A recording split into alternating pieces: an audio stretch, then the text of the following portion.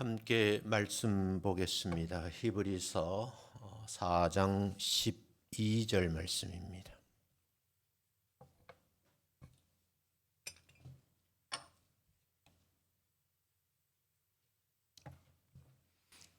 찾았으면 한 목소리로 같이 한번 합독을 합니다. 12절 같이 읽겠습니다. 시작.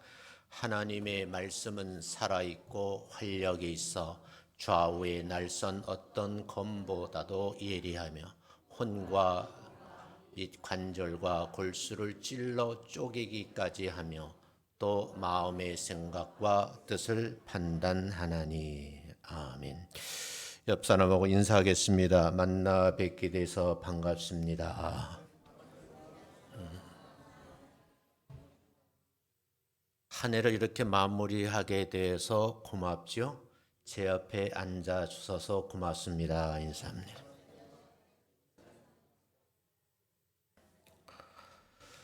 얼마 전 KBS 방송국에서 독과 약이라고 하는 프로그램을 방영을 했습니다.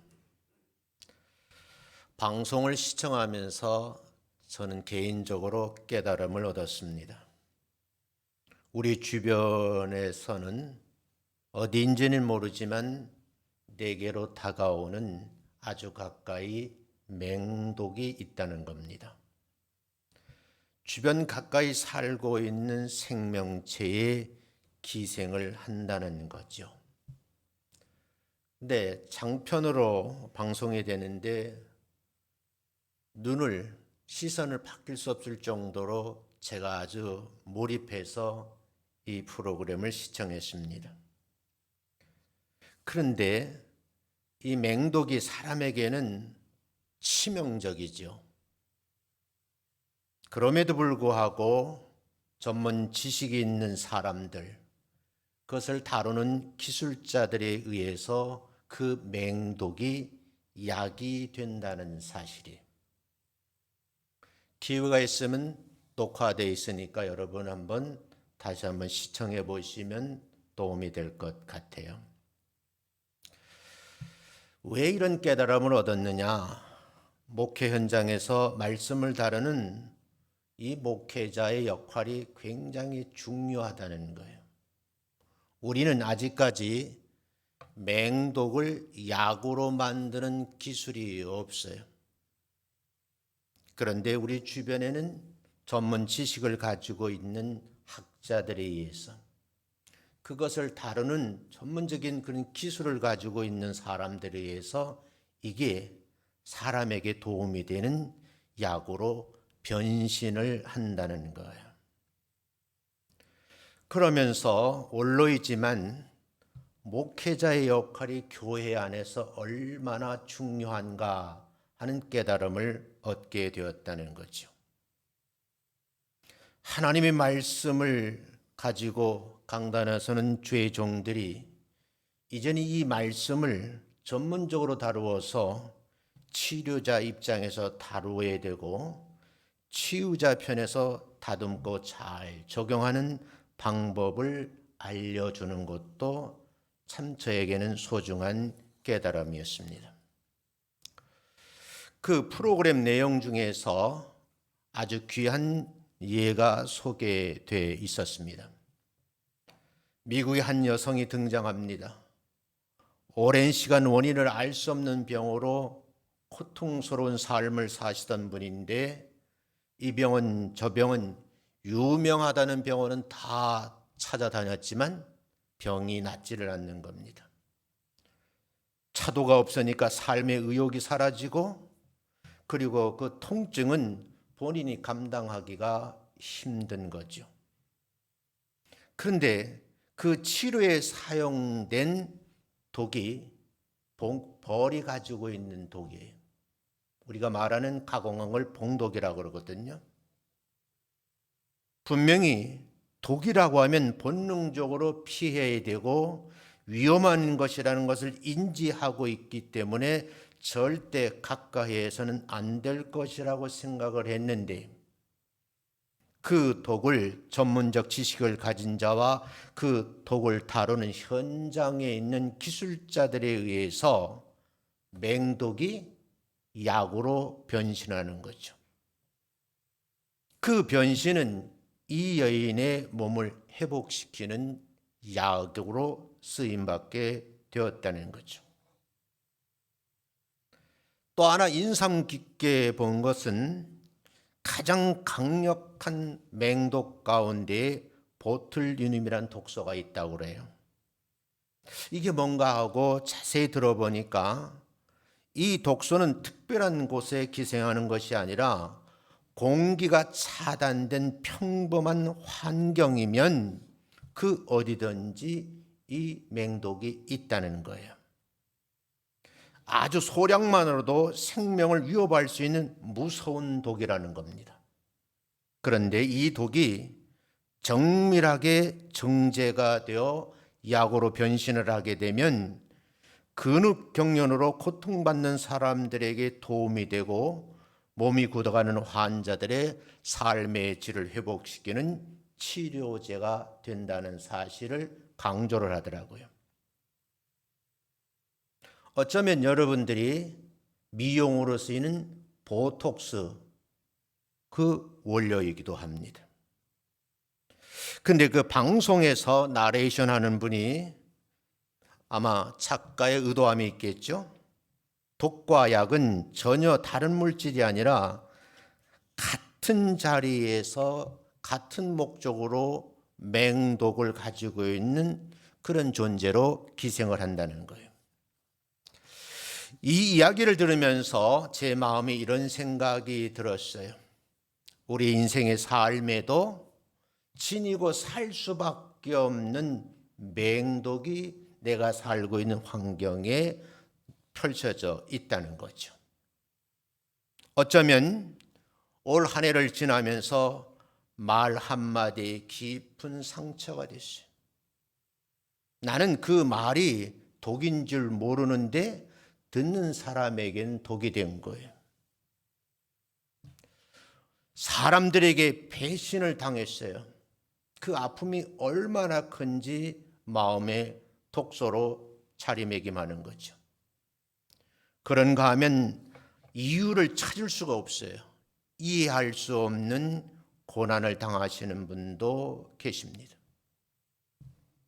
그런데 이 귀한 독소가 약이 될 수만 있다고 하면 얼마나 좋을까 하는 생각이 들어서 다시 원고를 작성하기 시작했어요. 그러면서 나를 뒤돌아봤어요. 분명 독인데 이건 나를 무너뜨리는 일이구나. 그런데 시간이 지나고 보니까 하나님 손 안에서 그 일이 다시 다루어지고 매만져질 때 그 맹독 같은 경험이 다른 사람을 살리는 말씀의 깊이가 되고 연약한 이를 품는 공감의 힘이 되고 기도의 자리를 지키는 영적 근육이 될 수 있다는 사실을 깨닫게 된 거예요. 맹독이 약이 되는 데는 조건들이 있더라고요. 그 독을 잘 아는 전문적 지식을 가지고 있는 사람들이 있어요. 그분의 손에 맡겨지면 또 다른 변신을 하는 거죠. 무작정 사용하면 치명적인 그런 독으로 인해서 몸에 손상을 입지만 전문가들의 손에 맡겨지면 그 맹독이 뭐가 돼요? 약이 되더라는 거예요. 본능적으로 피해야 할 것, 위험한 것이라는 걸 알고 있어요. 절대 가까이에서는 안 될 것이라는 걸 알고 있기 때문에 여러분들이 알고 있는 상식을 가지고 자녀들에게 이거 만지면 안 돼. 이거 잘못 건드리면 큰일 나. 그래서 우리는 상식적으로 상한 음식을 먹지 않잖아요. 그런데 여러분, 그 맹독을 다룰 수 있는 기술이 있으면 얼마나 좋을까 그런 생각이. 오늘 히브리서 4장 12절 말씀을 보면 하나님의 말씀은 우리를 때로 찌르기도 하고 쪼개는 거예요. 찔림을 당해도 통증이 와요. 그 해부 실체를 드러내 쪼개도 통증은 상상을 못합니다. 근데 여러분, 결론은 뭐냐? 찔림을 당하고 쪼개지는 과정의 그 목적은 파괴가 아니라 치유라는 거예요. 그냥 놔버려도 맹독이지만 전문가들의 손에 의하면 약이 되어서 사람에게 유익한 면으로 쓰임을 받는다는 거예요. 다시 말씀드리면 독이 될 수도 있고 약이 될 수도 있다는 거예요. 그런데 문제는 뭘까요? 우리가 이걸 어떻게 다룰 수 있는지가 관건인 거예요. 오늘 본문 말씀을 살펴보면 이해가 가요. 늘 가까이 접하던 66권의 성경 말씀이에요. 그 말씀이 여러분 항상 달콤한 말씀일까요? 아니면 쓰디 쓴 말씀일까요? 우리가 말씀 앞에 섰을 때 우리는 위로받고 싶은 본능이 있어요. 저분이 나에게 격려의 말을 해줬으면 얼마나 좋을까. 내가 이렇게 아픈데 치유의 말씀을 들으려고 교회를 찾아옵니다. 근데 하필이면 그 주일 목사님의 말씀은 찔림을 가하는 맹독의 말씀인 거예요. 마음이 편해지기를 기대했는데 교회에서 말씀을 들으니까 불편해지는 거예요. 그러나 문제는 말씀이 단순하게 부드러운 위로로만 소개되어 있지 않다는 것이 제 생각이에요. 그래서 히브리서 4장 12절을 제가 의역을 한번 해보겠어요. 여러분 가지고 있는 성경을 펼쳐놓고 제 의역을 들어보세요.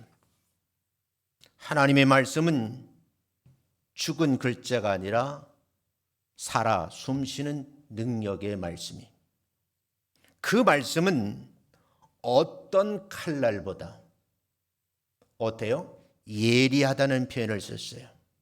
그 예리한 칼날은 사람의 겉모습이 아니라 속마음 깊은 곳까지 찌르고 파고들어서 무엇이 감정이고 무엇이 영적인 것인지, 무엇이 습관이고 무엇이 진짜 마음인지 그걸 가려내기 위해서 쪼갠다는 거예요. 그리고 우리 스스로가 알지 못하는 마음속의 생각, 숨은 동기를 드러내기 위해서 말씀 앞에서 우리가 쪼개짐을 당하는 것이 오히려 은혜라고 하는 역설적인 말씀이에요. 그런데 이 말씀을 가만히 살펴보면 첫 번째 찌르는 과정이 있고 쪼개는 과정이 있어요. 4장 12절 이 표현은 감정적인 과장 표현이 아니라 말씀이 영혼을 살리는 병원에서의 전문의가 실제 수술 현장에 일어나는 영적 수술 과정이라고 묘사하면 참 좋을 것 같아요. 그래서 이 말씀을 보면서 조금 더 깊이 들어가서 여러분에게 이 말씀을 나누고 싶습니다. 그 첫 번째가 뭐냐 하면 독이 되어 찌르는 말씀이라는 거예요. 히브리서 기자는 하나님 말씀을 예리하게 날이 선 거예요. 도시에 있는 분은 잘 모르지만 시골에서 농사 짓는 분들은 농사를 짓게 도구들이 있죠. 그 쟁기를 어떻게 날을 세우는 거예요. 숫돌에다 갈지요. 날이 번뜩번뜩 서요. 그러면요 일하기가 훨씬 편하죠. 근데 잘못 다루면 본인에게 말할 수 없는 깊은 상처를 받게 되죠. 그런데 이 말씀에 보면 찔러서 파고들게 만들고 아픈 상처를 드러내는 거예요. 그래서 이 헬라어 성경에 보면 찌르다는 그 단어를 누메누스라고 그 용어를 썼더라고요. 그걸 해석한 사전에 보니까 세 가지 뜻이 있어요. 찔러서 관통하다, 꿰뚫다, 힘없이 통과하다, 이런 뜻이 있어요. 하나님의 말씀은 표면만 건드리는 말씀이 아니라 내가 숨기고 싶어하는 심령의 가장 깊은 자리까지 찔림을 당하고 그리고 통증을 느끼게 만든다는 거죠. 그래서 말씀을 듣다 보면 우리가 경험하는 거예요. 그 경험을 저의 경험으로 소개를 하면, 저도 평신도 시절이 있었고 신학원의 전도사, 강도사, 목사의 과정을 거쳐왔잖아요. 내가 전할 때 아니고 듣는 입장에서 보면 남의 이야기 같아요. 근데 시간이 많이 지나서 아픔을 겪고 통증을 되새기면서 나를 뒤돌아보는 순간에 그게 내 얘기였었구나. 그 순간 마음이 무너질 때가 있어요. 근데 이 순간 무너지는 것으로 끝나는 것이 아니라 한 단계 올랐으면 깨달음을 얻는 거죠. 그랬었구나. 그래서 내가 그 아픔을 겪게 되었구나. 그래서 우리 모든 식구들이 그 기간 참 힘들었었구나. 그래, 지금 우리 가정이 단단하게 됐네. 내가 건강하게 됐네. 돌아보게 되는 거죠. 그런데 성경에서 표현한 독은요, 사람을 죽이는 독이 아니라 죄를 죽이는 독입니다. 죄에는 치유되는 은혜가 임하려고 하면 맹독이 다루는 목회자에 의해서 여러분이 약이 되는 과정 속에서 나의 죄를 죽여야 된다는 거죠. 두 번째 보면 말씀, 검이라는 표현을 썼어요. 근데 예리하다고 그러잖아요. 검이 되어 쪼개는 거죠. 히브리서 본문 말씀에서는 쪼개어지는 부분이 두 부분으로 소개를 하고 있어요. 한 곳은 혼과 영이고 또 다른 것은 관절과 골수라고 해요. 공통점은 쪼개기까지는 보이지 않는 숨겨져 있는 부분이라는 거예요. 그럼 이 두 곳을 쪼갠다는 말, 메리시모스라고 하는 말을 헬라어에서는 썼어요. 근데 그 뜻 또 세 가지더라고요. 나누다, 분리하다, 구분해내는 거예요. 왜 나누어서 분리시켜서 구분해 드러낼까? 그 이유를 여러분이 깨달았으면 참 좋겠어요. 저는 이렇게 생각했습니다. 내가 보이지 않는 것이 나누어지는 거예요. 분리가 되는 거예요. 구분해 드러나는 거죠. 그때 내 아픔, 때로는 수치가 될 수도 있어요. 이게 보여짐으로 인해서 내가 무너지는 것이 아니라 보이지 않고 혼합 또는 혼재, 섞여 있던 것을 분별하여 드러낸다는 말은 치료를 받을 수 있다는 거예요. 흔히 하는 말, 우리는 이런 말을 해요. 내가 날 잘 모르는 거예요.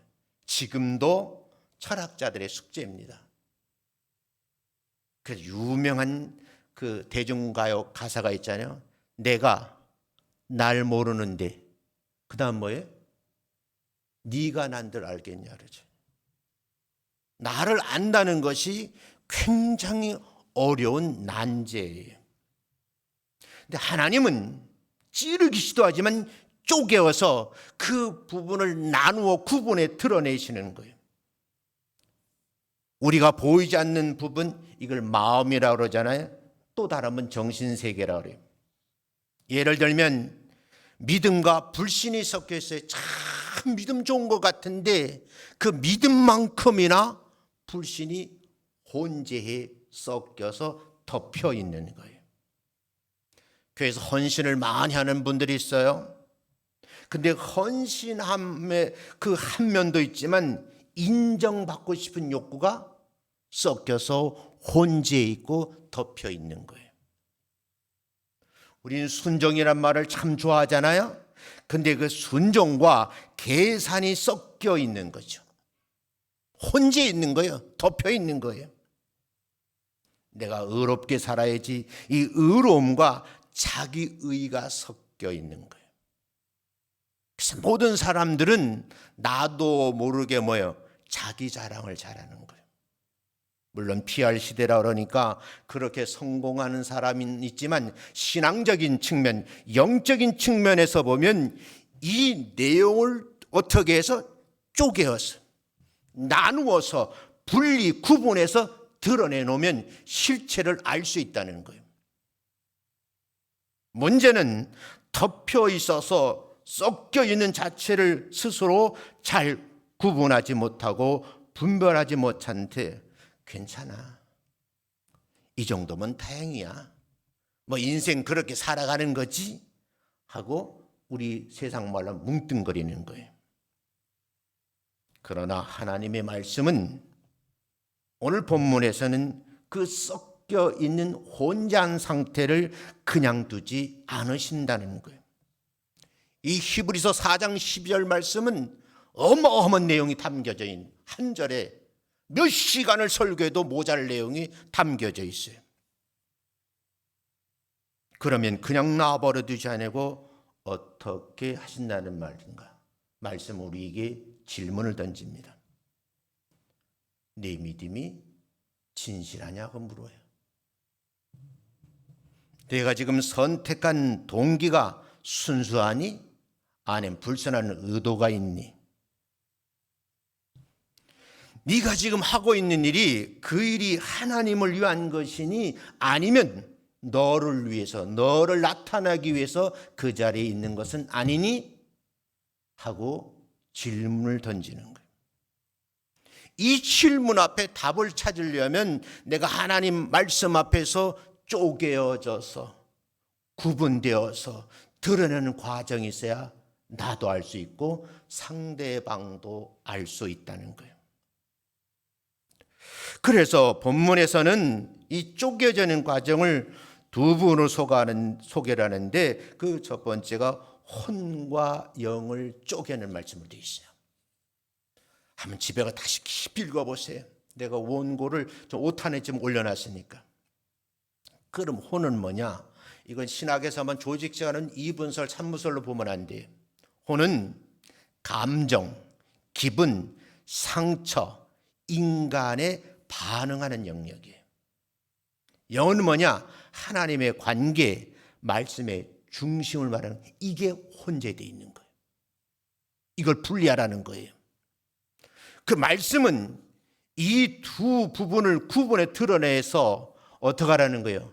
잘못되었다, 병들었다, 통증을 느낀다. 그러면 이걸 구분해 드러내서 어떻게 하냐? 치료를 받으라. 마음으로 말하면 치유받으라는 거예요.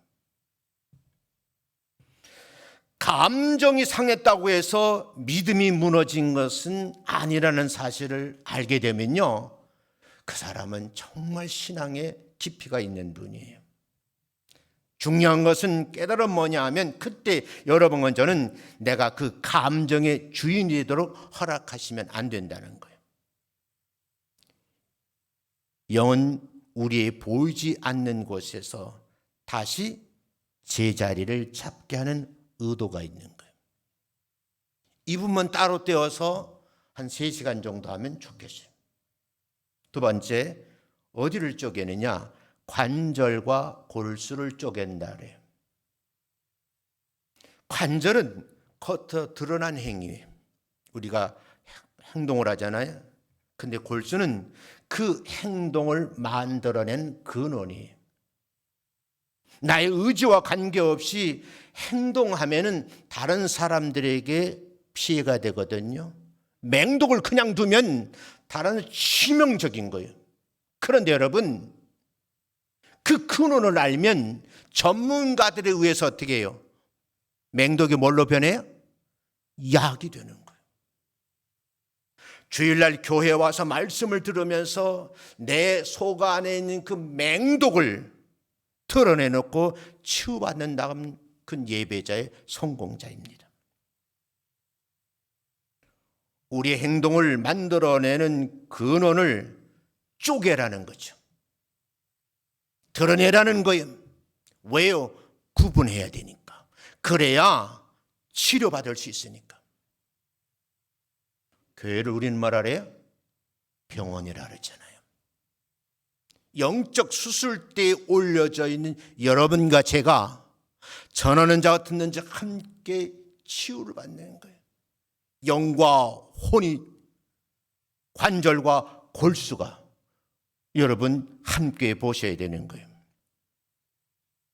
근데 여러분 이런 거잖아요. 너 왜 그 말에 화가 났니? 내가 화를 참지를 못해. 너는 왜 그 일에 집착하고 있니? 너는 왜 그것만큼은 내려놓지 못하니? 내가 보니까 그것만 내려놓으면 네가 참 편하게 살 건데 왜 못 내려놓지? 이렇게 정리할 수 있어요. 말씀은 습관을 넘어 본질을 파고들어서 뭐 하라는 거예요? 고치라, 교정하라, 치료하라, 치유받으라는 말이에요. 그렇다고 하면 성경에서 두 부분을 쪼개어서 구분해 드러내는 과정이 있는데 이 쪼개의 목적은 파괴가 아니라 뭐예요? 치유라는 거예요. 여러분 말씀 듣다가 아픈 상처가 치유받는 은혜가 있으시기를 주의 이름으로 축원합니다. 말씀대로 고통스러운 문제가 해결되는 은혜가 있으시기를 주의 이름으로 축원합니다. 문제는 그 맹독이 내 몸 안에 있는데 여러분이 스스로 드러낼 수가 없다는 거예요. 우리 주변에 맹독이 어마어마하게 많더라고요. 그 프로그램 보니까 그걸 대학 교수님과 패널들이 자세히 풀어나가는데 내가 정말 집중하면서 봤어요. 사랑하는 성도 여러분, 하나님의 말씀이 검처럼 찌르고 쪼개는 이유는 우리를 무너뜨리기 위함이 아니라 목적이 분명하잖아요.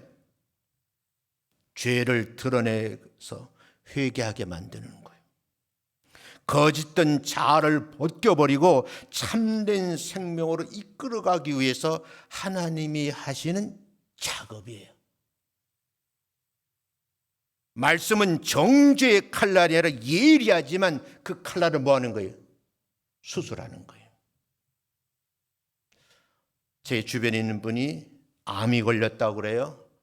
그래서 안타까워서 무슨 암이야? 그러니까 담낭암이래요. 근데 그 순간 참 사람이 간사해 위로하다가 나는 마음이 평안함이 오더라고요. 왜 그럴까요? 나는 쓸개 없는 놈이니까. 이 교회 짓다가 내가 얼마나 마음고생을 많이 쓸개를 떼어놨잖아요. 나는 원천적으로 쓸개가 없으니까 쓸개 암이 생길까 안 생길까? 안 생겨. 그러고 생각해 보니까 위로하면서 나 스스로가 하나님 감사해요. 담낭암이 안 걸릴 수 있는 기회를 주세요. 또 이렇게 돼버리더라고요. 그 깨달음이에요. 고린도후서 2장 15절 16절 말씀을 보면 같은 말씀인데 결과가 다르다는 걸 알 수 있어요. 사도 바울은 말씀의 작용을 이렇게 변증을 합니다. 그분의 말씀을 보면 우리는 구원받는 자들에게나 망하는 자들에게나 하나님 앞에서 내가 의역하는 거예요. 맹독과 약이 그리스도의 뭐니? 향기니. 어떤 사람에게는 사망에 이르는 냄새, 어떤 사람에게는 생명에 이르는 냄새. 맹독은 역겨운 냄새가 나요. 근데 역겨움을 견뎌내고 그 전문가들은 그걸 잘 다루어서 사람에게 유익한 약으로 만들어 놓으면 무슨 냄새가 나요? 약 냄새가 나. 역겨운 냄새가 사람을 살리는 약 냄새로 변한다니까요. 다시 말씀드리면 예수 믿는 사람들이 이렇게 변해야 교회가 부흥되는 거예요. 한국 교회가 예수를 잘못 믿는 게 참 많아. 어디가 잘못됐는지 스스로가 모르는 자정 능력이 없어요. 요즘에 유튜브에 아주 유명한 목사님 쇼폼에 올려. 제가 매일 보거든요. 총신대학을 나오셨어요. 그분의 말씀을 들으면 야, 우리가 성경을 정말 잘못 해석했구나. 그래서 우리 밝은 빛 전원교회 허견 목사님은 당대 추천한 목사를 제2대로 삼고 그분의 말씀을 들으면서 맹독이 변화 뭐가 돼야 돼? 사람을 고치는 무슨 약? 여러분, 치유의 약이 될 줄로 믿습니다. 말씀은 언제나 우리를 중립 상태로 두지 않아요. 섞여 있기를 원치를 않아요. 두리뭉실하기를 원치를 않아요. 그래서 하나님은 찌르기만 하는 것이 아니라 뭐요?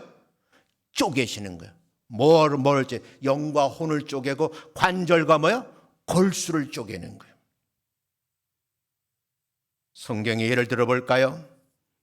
말씀의 독이 은혜의 약으로 바뀌는 결정적인 자리가 있습니다. 그게 십자가의 자리입니다. 율법의 말씀은 지금 내 해석은 맹독이에요. 율법을 지키지 않으면 죽음의 길로 갈 수밖에 없어요. 그래서 죄의 싹은 뭐라래? 사망이라고 신약 성경은 말해요. 그냥 놔버려두면 안 되잖아요. 하나님의 극진한 사랑은 예수 그리스도 성자 하나님을 인간의 몸을 입혀서 이 땅에 내려보내신 거예요. 죄가 없어야 되니까 동정녀 마리아의 몸을 빌리셨어요. 그 과정이 신약성에 드라마틱하게 기록이 되어 있어요. 그리고 그분은 짧은 생애를 사셨는데 공생의 3년을 거의 마칠 즈음에 스스로가 맹독을 마시기 위해 십자가상에 달리신 거예요. 그래서 우리가 주로 인용하는 말씀이 있어요. 그 이사야서 53장 5절이 그가 찔림은 우리의 무엇 때문이? 허물 때문이요. 그가 상함은 우리의 죄악 때문이라. 우리의 허물과 죄악을 무너뜨리기 위해서 십자가상에서 뭐예요? 맹독을 마신 거예요. 우리 대신 마신 거라고요. 그래서 예수님 안에 있는 생명, 일반적으로 조에라는 말을 써요. 푸스케라는 말을 써요. 근데 이런 예수님이 구원받은 생명을 조에라고 그래요. 푸스케의 생명을 조의 생명으로 바꾸는 놀라운 과정이 있는 거예요. 그 과정이 매주 주일날 예배를 드리면서 그 가운데서 말씀을 들으면서 여러분 내 안에 있는 몸속에 기생하는 맹독을 어떻게 해요? 찔림을 받고 쪼개마다 내어 쫓는 거예요. 그리고 말씀 속에서 치유함을 받는 은혜가 있으시기를 주의 이름으로 축원합니다. 오늘 여러분께 말씀을 선포했어요. 여러분이 들고 있는 성경 66권이 독입니까? 아니면 약입니까? 때론 여러분들이 말씀을 읽으면서 독이라고 생각하려 받아들이기가 너무너무 힘들어. 왜 하필이면 나를 아는 것처럼 목사님이 오늘 그렇게 설교할까? 내가 은혜 받으러 갔다 상처만 받았네. 아닙니다. 내가 여러분 개개인의 마음속을 다 몰라. 여러분의 관절이 어떻게 되는지 몰라. 골수가 어떻게 되는지 몰라. 그러나 선포되는 말씀 속 다시 말하면 주의 정도는 한 주간 영의 양식을 가지고 그걸 뭐예요? 약으로 만드는 과정을 거치면서 이 말씀이 선포될 때에 여러분에겐 독이 아니라 약으로 변신될 줄로 믿습니다. 그 답은 여러분 말씀이 선포되면 말씀 앞에서는 우리의 태도가 결정짓습니다. 자신을 낮추면 뭐가 돼요? 맹독이 약이 돼요. 그 그 어떤 목사님이 그러더라고요. 설교 속에서 한국교회 잘못됐다는 거야.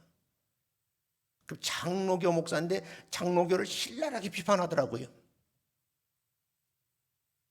그 비판한 내가 지금 소개는 할 수는 없어요. 근데 내가 긍정을 했어요. 아, 잘못돼 있구나.